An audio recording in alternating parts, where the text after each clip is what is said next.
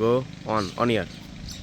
এটি হচ্ছে রেমাক্রি এবং রেমাক্রি হচ্ছে বাংলাদেশের সর্বশেষ একটি ইউনিয়ন যেটা বান্দরবনের গহীনে পড়েছে। আপনারা যারা নাফাকুম, আমিয়াকুম যারা ট্রাকিং আসতে চান বা নাফাকুমে আসতে চান তারা কিন্তু এই রিমাক্রিতে এসে এক রাত থাকে। তো রিমাক্রিতে কোন জায়গায় থাকবেন সেটি একটু আপনাদের মাঝে তুলে ধরতে চাই এবং এই ইনফরমেশনটা যদি আপনারা বান্দরবনের গহীনে আসেন আপনাদের জন্য কাজে লাগবে। আমরা যে রিসোর্টটাতে ছিলাম এটার নাম হচ্ছে শিলগিরি। শিলগিরি একদম উপরে এবং এটার পরিবেশটা একটু দেখাই। এখানে দেখেন কত সুন্দর করে সাজানো গোছানো এবং এটি মূলত একেবারে গ্রামীণ পরিবেশের মতো।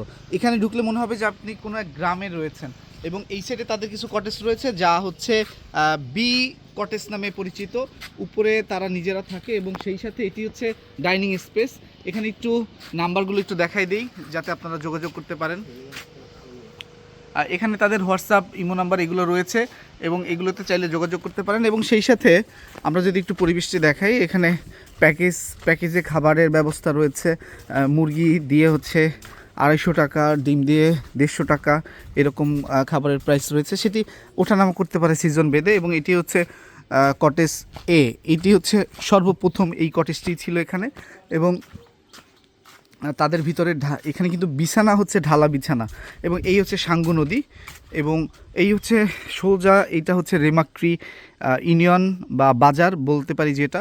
এবং এখানে নিচে এবং উপরে 2 ক্যাটাগরিতে রুম রয়েছে এবং এগুলো কিন্তু ফ্লোরের মধ্যে কাঠের পাটাতন, তার উপরে হচ্ছে তোষক বিছানো এবং সেই সাথে ওয়াশরুম রয়েছে এবং নিচের ডিপের পানি রয়েছে এবং এই সাইডে হচ্ছে ওয়াশরুম তাদের।